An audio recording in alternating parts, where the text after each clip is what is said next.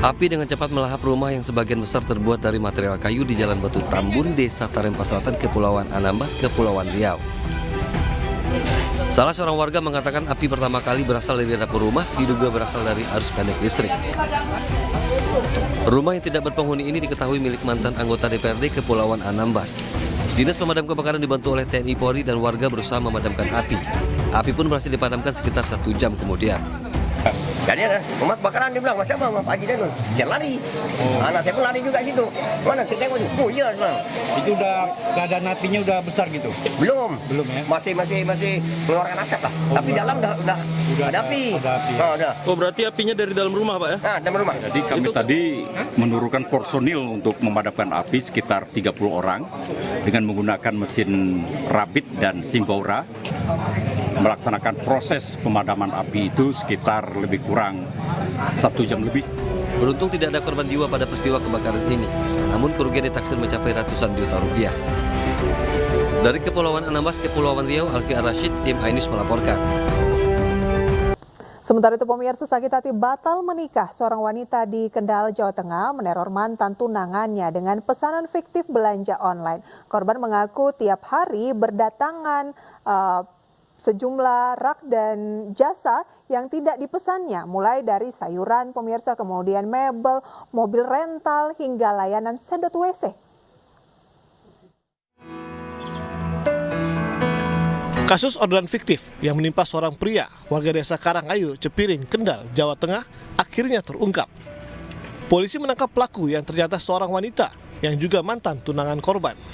Pelaku NMS, 21 tahun, warga Gayam Sari, Semarang, diketahui membuat hampir 400 pesanan fiktif yang ditujukan ke alamat mantan tunangannya. Pelaku mengaku sakit hati pernikahannya dibatalkan sepihak oleh korban. Hal ini membuatnya dendam lantaran ia mengaku sudah menyerahkan semuanya, termasuk kehormatannya pada korban. Menggunakan telepon genggam dan bermodal foto kartu identitas korban, pelaku memesan sejumlah barang untuk diantar ke rumah korban, mulai dari sayuran, mebel, rental mobil, hingga jasa sedot WC. Saya sakit hati kepada saudara Sarung Maulana karena Sarung Maulana telah mengambil kesucian saya. Bahkan ketika saya sakit, saya tetap diminta untuk melayaninya. Dan ketika saya menolak, Sarung marah karena Sarung memutuskan saya tanpa ada omongan dan semua sosmed saya diblokir. Jadi saya mengirimkan orderan fiktif agar dia resah sama seperti perasaan saya. Dan dari bulan September 2023 sampai dengan bulan Januari tahun 2024, barang-barang datang kurang lebih sekitar 400 jenis barang yang datang ke alamat pelapor. Atas kejadian tersebut, pelapor merasa dirugikan, harus menebus barang-barang tersebut, harus menyelesaikan barang-barang tersebut. Akibat perbuatannya, pelaku dijerat Undang-Undang Informasi dan Transaksi Elektronik dengan ancaman hukuman 12 tahun penjara dan denda paling banyak 12 miliar rupiah. Dari Kendal, Jawa Tengah, Edi Prayitno, iNews melaporkan. Sementara itu, pemirsa, polisi menangkap seorang perempuan yang mengaku sebagai polwan dan menipu puluhan orang. Pelaku bermodus bisa membantu pembuatan SIM dengan harga murah. Selamat ulang tahun Bang Ancol.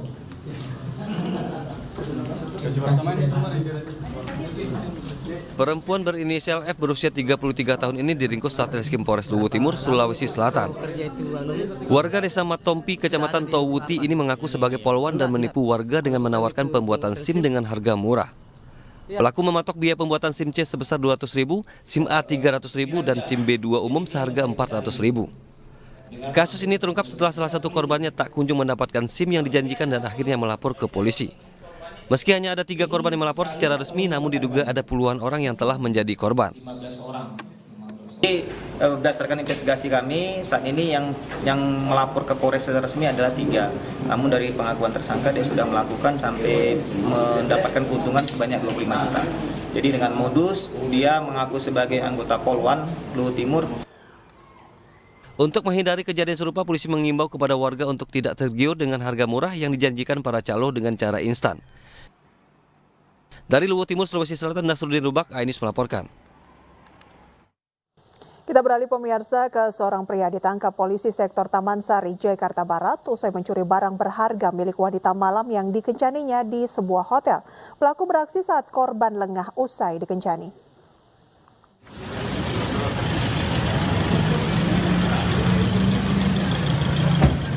MM alias Fahri, 26 tahun, ditangkap petugas kepolisian sektor Taman Sari, Jakarta Barat di wilayah Bekasi, Jawa Barat. Pelaku ditangkap lantaran mencuri barang berharga milik wanita malam yang dikencaninya di sebuah hotel di kawasan Taman Sari.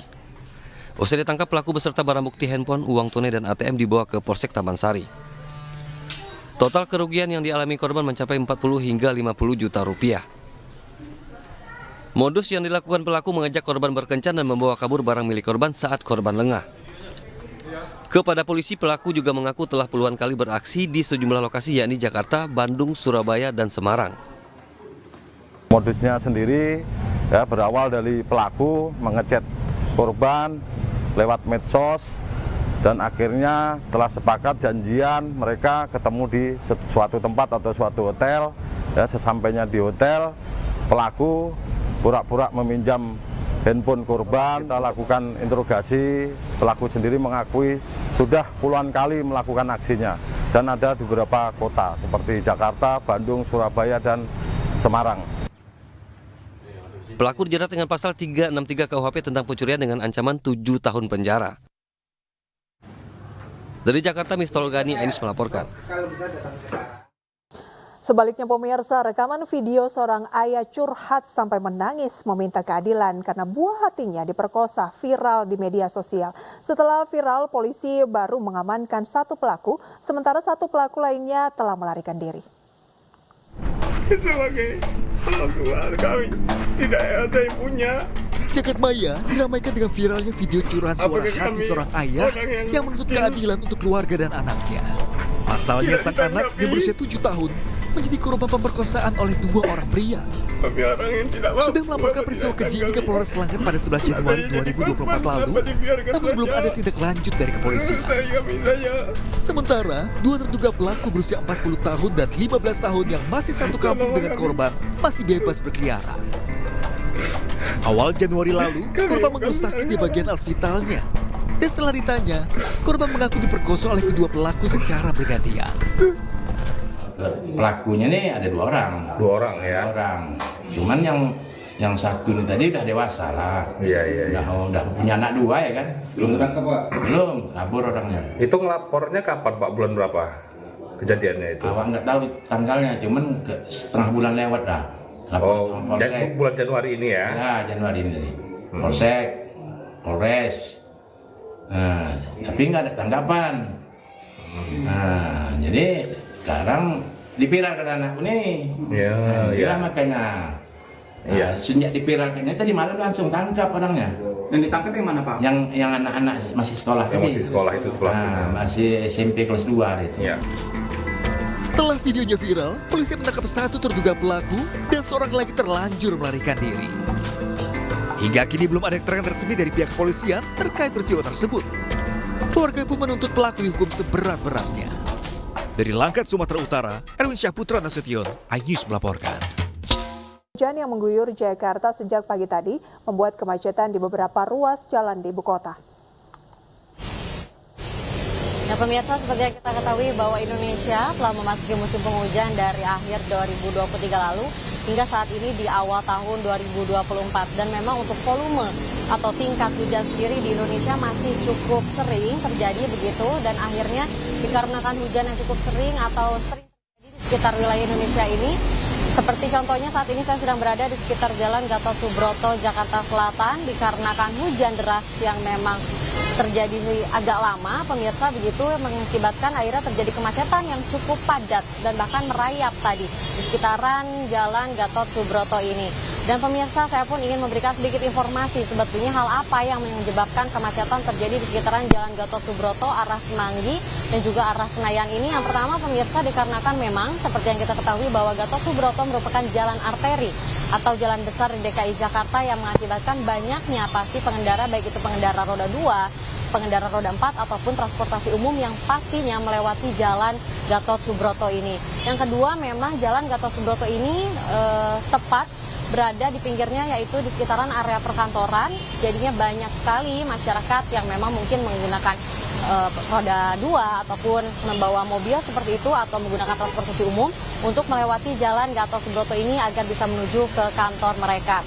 Dan juga pemirsa, yang ketiga, jalan Gatot Subroto ini juga sering terjadi kemacetan karena memang ini adalah jalan tempat keluarnya dari pintu keluar dalam tol Jakarta seperti yang kita ketahui seperti itu.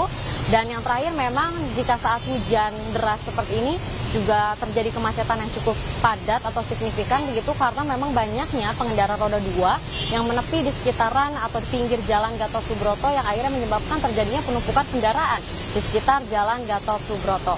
Dari Jakarta, Ulina Iyasya, Ahmad Putra, iNews melaporkan. Kita beralih ke berita selanjutnya, pemirsa. Ratusan mahasiswa Institut Teknologi Bandung menggelar aksi demonstrasi depan gedung rektorat di Jalan Sulanjana, Kota Bandung. Mahasiswa menolak kebijakan ITB yang mengharuskan mahasiswa tidak mampu untuk membayar uang kuliah tunggal menggunakan pinjaman online.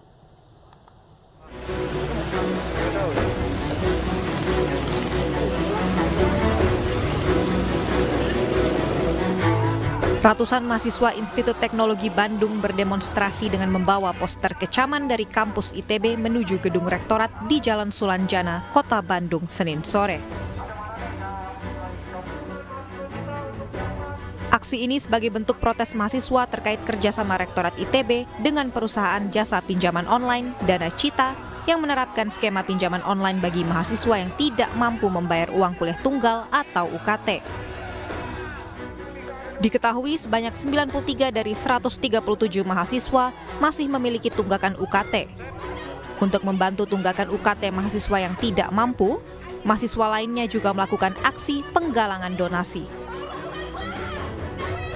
Begitu rektorat juga memberikan solusi berupa pinjaman online yang dirasa memberatkan kepada teman-teman mahasiswa. Mereka diberikan pinjaman 12,5 juta untuk kemudian dapat membayarkan pada rentang waktu 12 bulan. Itu sebesar 15,5 juta rupiah, Bapak Ibu sekalian.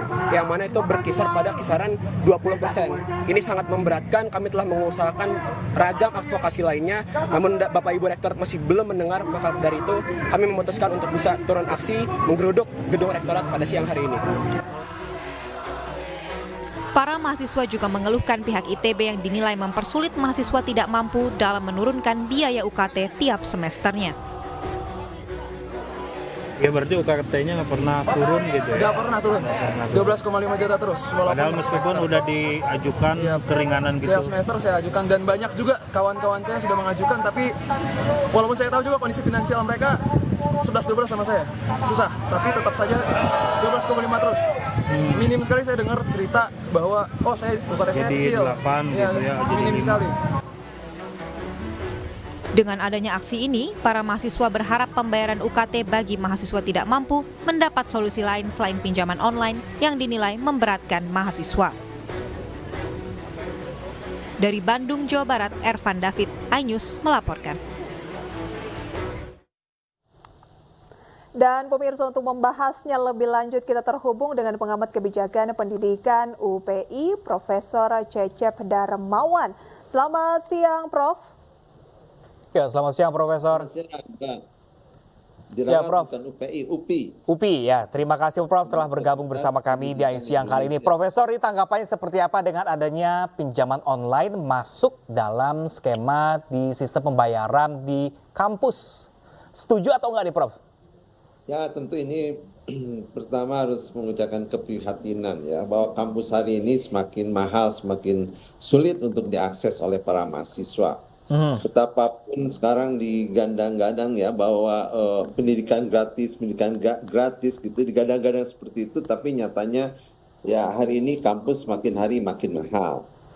Nah, yang kedua tentu kalau hanya solusinya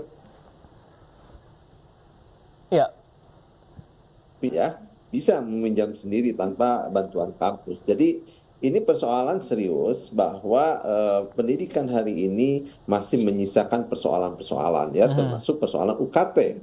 Saya melihat bahwa UKT hari ini ya harus ditinjau ulang. Kenapa? Karena satu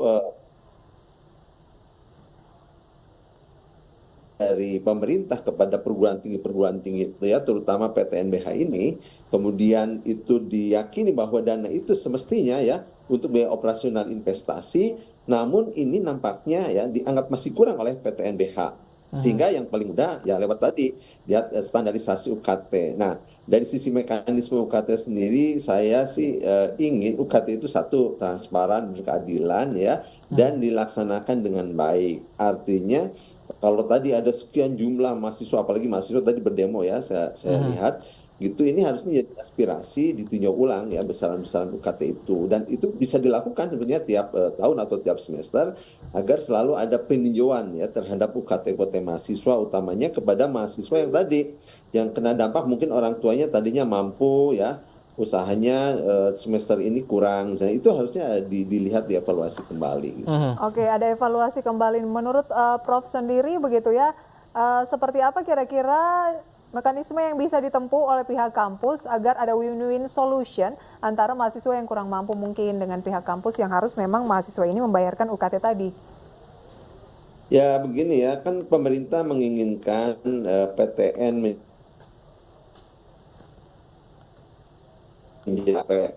yang disebut charter ya, gitu. Kemudian yang paling tinggi itu sebenarnya derajatnya ya PTNBH ya. Nah sebelumnya BLU tuh. Nah setelah BLU itu baru PTNBH. Nah artinya itu ada keleluasan otonomi termasuk bagaimana ya manajerial gitu dalam hal finansial. Jadi pemerintah ingin perguruan tinggi PTNBH itu kreatif sebenarnya ya. Dan kreatif itu bukan untuk menaikkan UKT-nya mahasiswa. Kreatif itu dia harus menjadikan intelektual kapital ya perguruan tinggi itu kemudian tanda kutip gitu dijual lah keluar ya ke dunia luar supaya mendapatkan income generating. Jadi basisnya adalah intelektual kapital ya, sehingga perguruan tinggi itu butuh kreatif, ya, butuh kreativitas, butuh inovasi. Nah, sayangnya perguruan tinggi kita itu yaitu menaikkan UKT itu ya, sekian banyak UKT dikumpul. Kalau seperti itu sebetulnya ya kurang banyak memberi dampak ya itu. Ya Prof, dampaknya apa Prof yang terjadi untuk para mahasiswa jika memang skema pinjol ini tetap diberlakukan? Ya kita tahu bersama ya, pinjaman online seperti itu kan satu berbunga ya, dan bisa dikatakan bunganya relatif tinggi ya, dan mahasiswa sebenarnya juga punya kategori masing-masing. Jadi harusnya kampus itu melakukan evaluasi. Pertama dari sisi jumlah berapa sih mahasiswa yang kena dampak seperti ini ya, soal ketidakmampuan membayar UKT, diklasifikasi. Baik. Apakah memang tidak mampu? Kalau tidak mampu sebetulnya nggak usah bayar UKT, harus mendapat beasiswa. Baik, kalau Prof. tidak mampu gitu ya. Baik. Kemudian berarti yang dibutuhkan Prof adalah evaluasi saat ini begitu ya, berapa banyak yang tidak mampu sehingga diberikan beasiswa. Melalui... Oke Prof. Halo? Baik. Terima kasih Prof untuk sharing informasinya. Profesor Cecep Darmawan dari Pengamat Kebijakan Pendidikan UPI, terima kasih telah berbagi informasi bersama kami di siang kali. Terima kasih Prof. Sementara itu pemirsa, viral di media sosial, warga menggelar pesta pernikahan di antara dua perlintasan kereta di kawasan Tanjung Priok, Jakarta Utara. Ya, warga terpaksa mengadakan pesta pernikahan di area perlintasan kereta api lantaran tidak adanya lahan kosong di kawasan tersebut.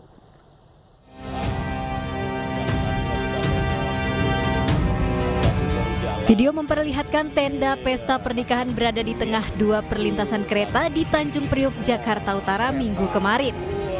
Terekam pula kereta yang sedang melintas saat acara pernikahan berlangsung. Warga menjelaskan acara pernikahan di lahan milik PT KAI bukan yang pertama kali digelar. Pakai atau sudah sering sih Bu? Sering Pak, bukan 1 kali 2 kali udah sering dipakai karena warga nggak punya tempat buat nikah Pak. Kalau nyewa gedung cuma 2 jam banyak bayarnya. Kalau ini kan bisa semua masyarakat makan hidangan. Udah itu bisa berjam-jam nggak masalah, mau kapan aja undangan. Iya, makanya diadakannya di sini karena dulu di sini kan bekas lapak-lapak narkoba Pak. Kalau digunakan dengan baik untuk kepentingan bersama. Warga juga menjelaskan lahan PT KAI ini sebelumnya dijadikan lapak narkoba oleh warga. Namun saat ini lapangan tersebut digunakan untuk kegiatan warga sekitar. Dari Jakarta, Sofyan Firdaus, iNews melaporkan. Pemirsa, calon Presiden Partai Perindo nomor urut 3 Ganjar Pranowo menghadiri kampanye akbar bertajuk Hajatan Rakyat di Kota Ambon, Maluku. Ya, disambut ribuan warga, pemirsa. Ganjar menyuruhkan pemilu damai serta menghargai perbedaan pilihan.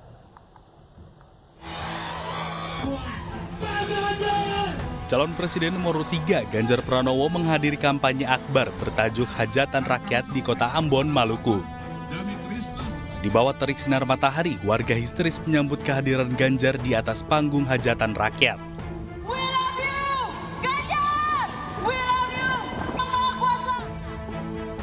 Dengan penuh semangat, Ganjar menyapa dan menyalami warga yang sudah menunggunya sejak pukul 8 pagi. Di hadapan ribuan pendukung, Ganjar menyerukan pemilu damai serta menghargai perbedaan pilihan. Nah, di Maluku, di Ambon ini ada tradisi yang sangat bagus, Bela Kandong. Penghormatan antar sesama yang luar biasa. Kalau kita melihat kerukunannya juga luar biasa, maka saya sampaikan pesan damai di dalam pemilu ini, di dalam kampanye ini. Mungkin kita beda pilihan kok itu. Mari kita saling menghormati, tidak perlu berbenturan. Kalau mau lihat benturannya adalah benturan pemikiran. Dan itu ada di debat, maka rakyat punya preferensi nanti untuk memilih.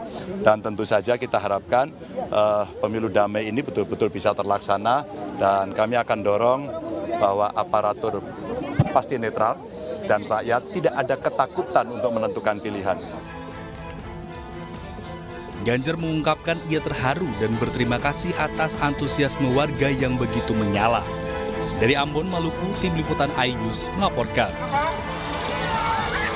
Sementara pemirsa, Sekjen PDI Perjuangan Hasto Kristianto menilai bahwa penyitaan ponsel milik jubir TPN Ganjar Mahfud, Aiman Wicaksono oleh penyidik melanggar hukum.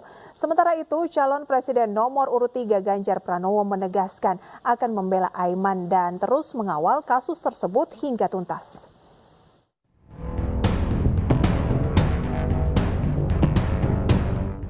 Juru bicara TPN Ganjar Mahfud, Aiman Wicaksono, selesai menjalani pemeriksaan selama 12 jam di Mapolda Metro Jaya, Jumat malam.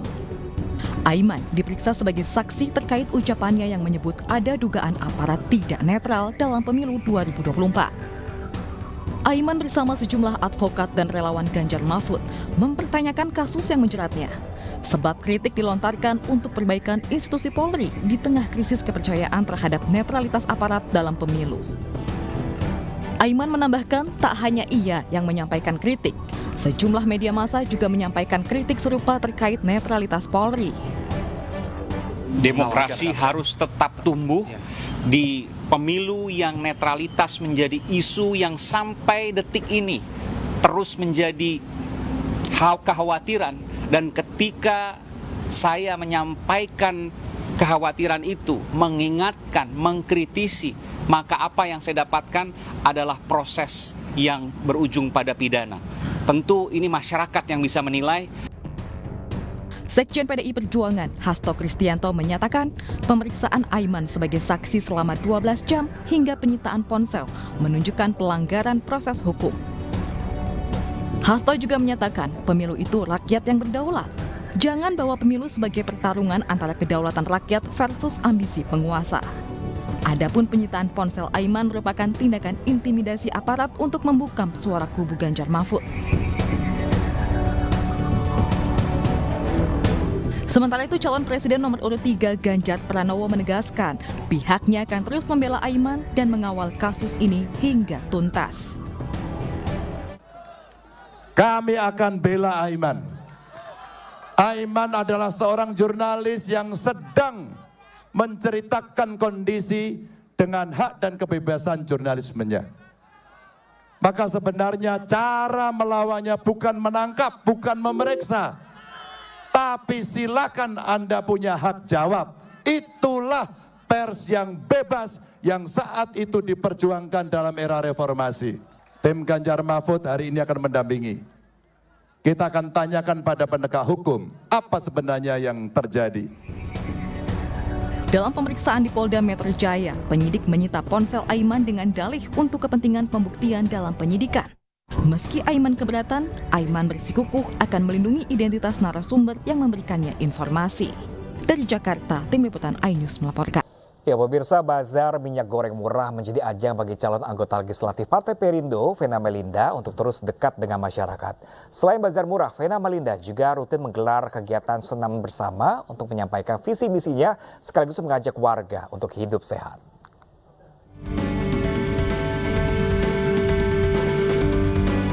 Ratusan warga antusias menyambut bazar minyak goreng murah yang digelar caleg DPR RI Dapil 6 Jawa Timur Vena Melinda di Desa Pulau Tondo, Kecamatan Ngunut, Kabupaten Tulungagung.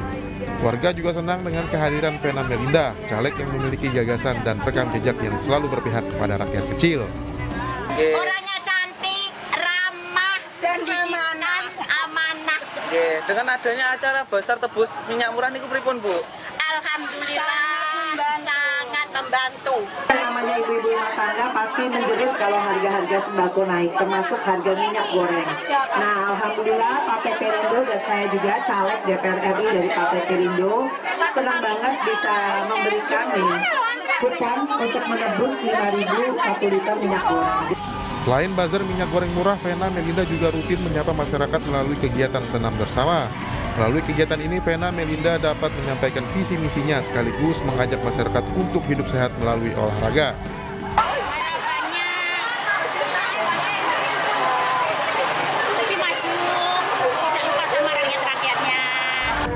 Dalam masa kampanye, para caleg Partai Perindo juga mensosialisasikan program Partai Perindo dan visi misi Capres-Cawapres nomor urut 3 Ganjar Pranowo Mahfud MD. Dari Tulungagung, Jawa Timur, Anang Agus Faisal, iNews melaporkan. 5.000 warga Palembang, Sumatera Selatan menyerbu pasar murah di lapangan Denpom 24. Ya pemirsa, bahan pokok premium bisa diraih warga dengan harga murah. 3, 2, 1. Wow, beri tepuk tangan. PJ Gubernur Sumsel, Agus Patoni, merilis Gerakan Pengendalian Inflasi Serentak Sumatera Selatan atau GPISS. Tak hanya Gerakan Pengendalian Inflasi, operasi pasar murah juga diselenggarakan di lapangan Denpom 24 Palembang. Sebanyak 5.000 warga Palembang dapat membeli bahan pokok dengan harga murah dan berkualitas premium. Tema Gerakan Pangan Murah, PJ Gubernur Sumsel meyakini bisa mengendalikan inflasi. Gerakan serentak ini perlu kita lakukan agar hasilnya lebih dirasakan, lebih efektif dan tepat sasaran. Jadi tidak sporadis, tidak sendiri-sendiri, tidak terpisah-pisah.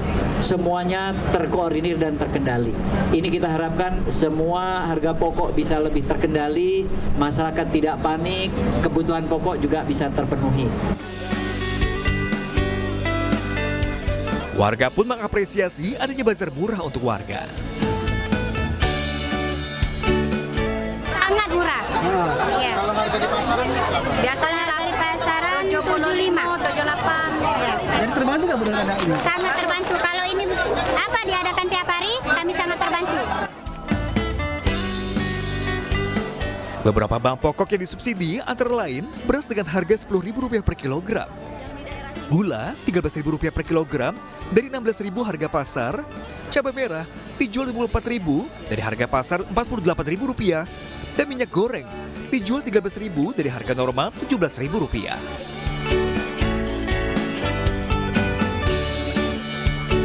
Dari Palembang, Sumatera Selatan, Bambang Irawan, iNews melaporkan.